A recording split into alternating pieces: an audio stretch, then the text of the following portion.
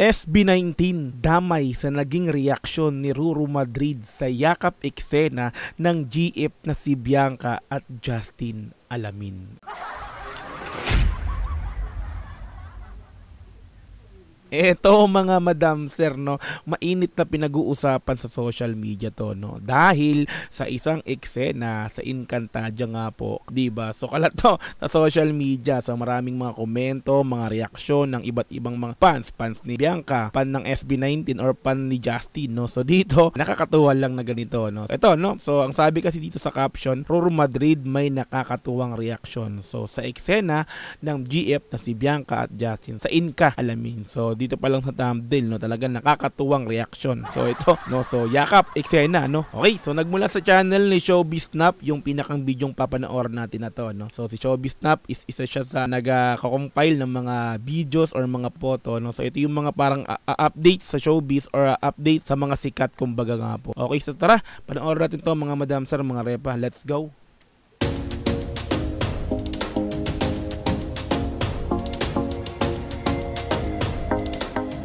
Bang nagselos sa mga mais. Selos yarn? Maraming Magawa ka na habang lang ng unan sa akin para pwede mo rin yakapin. Yan ang naging caption ng isang 18 fans. Selos yarn. Matapos nga ang nakakakilig na eksena ni Tera at Esnad sa Encantadia. Nakakakilig naman talaga yung eksena ng ganito, no? Biruin mo, no, Justin, tapos 'di ba? Yung yapos talagang yapos na yapos eh. Tapos yung kiss niya halos magdikit sa sobrang lapit, di ba? Okay, tuloy natin. Eksena ni Tera at Esnad sa Encantadia. At spotted, isa na nga ang nag-react dito ang boyfriend ni Bianca Umali bilang Tera sa Encantadia na si Ruru Madrid. Well, ano nga ba ang naging say ni Ruru Madrid dito? At tila hindi niya napigilan ang mapareact sa nasabi nga pong haging eksena nila Esnad at Tera. Ayon kay Ruru Madrid, okay lang Tera, basta sa akin silang 5. Ayun lang. Napatawa nga ang 18 fans sa nasambit na ito ni... Dami nag-react ko. Pero yun naman kasi, no, okay lang Tera, sige sa'yo na sa Justin, basta akin silang 5. Wow. Kala mo ano no, parang galit eh. Basta paganda sa pinakababae, no, basta akin silang 5. Inangkin yung 5 no, inangkin yung malima ni ni Ruru. 5. Napatawa nga ang 18 fans sa nasambit na ito. Ang dami nag-react ko. Ni Ruru Madrid. Inakala kasi nila na nagseselos si Ruru. Yun pala, abay nagselos para kay Ja. At ibig sabihin, kanya nga ang mahalima. Since boyfriend ni Bianca, akala ng iba, nagselos si Ruru kay Justin dahil nakayakap si Justin sa girlfriend niya. So hindi pala, no? Nagselos pala si Ruru kay Bianca dahil niyakap niya ang isa sa SB19 sa mahalima. So sabi niya, sige, sa'yo na yan si Justin, basta akin silang 5. Anyway, alam natin na joke lang ito. Nakakatuwa dahil napaka-komedyante pala ng boyfriend ni Bianca Umali. Ganun pa man, umabot ng nasabi nga pong ilang milyon, nadagdagan ng ilang milyon ang followers ng SB19 dahil na rin sa pagganap bilang Esnad sa Encantadia. So yun yung mga fan ng ng mga ng Encantadia, no, sa mga nanonood sa mga yung mga nanonood ng Encantadia, 'di ba? Since andun si Justin, biglang naging fan ni Justin din. So yun, Justin, SB19, ito, kaya pala tayo ngayon sa SB19, di ba? So tuloy. Yan po ang powers ng pagtutulungan bilang grupo. Yes. Hindi nagihilahan pababa. Mula nga kay Bug, SB19 gained a new fan once again. I am new to the fandom and nahatak ako because of Jobs Ja character in Sangre.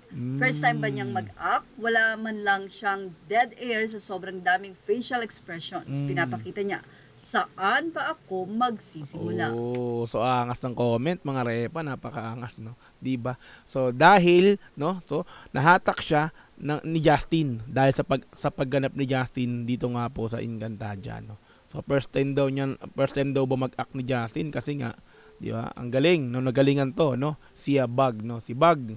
Shoutout sa iyo, Bug, no. Okay, tuloy natin to. Samantala, hindi naman nakaligtas sa mapanuring fans ang nasabi nga pong pagiging gentleman itong si Justin. Makikita kasi sa pagyakap nila ni Bianca Umali, pag kinlose up mo ang nasabi nga pong kamay ni Justine ay hindi ito full na nakahawak sa likod ni Bianca. Isa nga daw itong patunay na napaka-gentleman talaga. Hindi lamang naman ni Justine, kundi ang buong SB19. Tama. Samantala, bumalik tayo sa naging reaksyon ni Ruru Madrid na ayon nga sa kanya, okay lang Tera, pero sa akin silang 5 ay umani ng iba't ibang reaksyon sa mga netizen. Nila, nakakatawa naman talaga yan, no? Biruhin mo, no? Sige, so yun isa lang yan. Pero yung 5, akin. Kasama pa rin si Justin dun sa 5. Ang kulit ng comment ito ni Roro, no? So actually, hindi ko pa napapanood or hindi ko pa nakikita yung pinakang comment na yan ni Roro Madrid. Pero yung yakap ano nito, eksena ni Justin tsaka ni Bianca, is nakita ko na yan sa social media. Talaga namang dinagsa. Talaga namang ang dami nag-comment, ang dami nagre-react talaga dyan.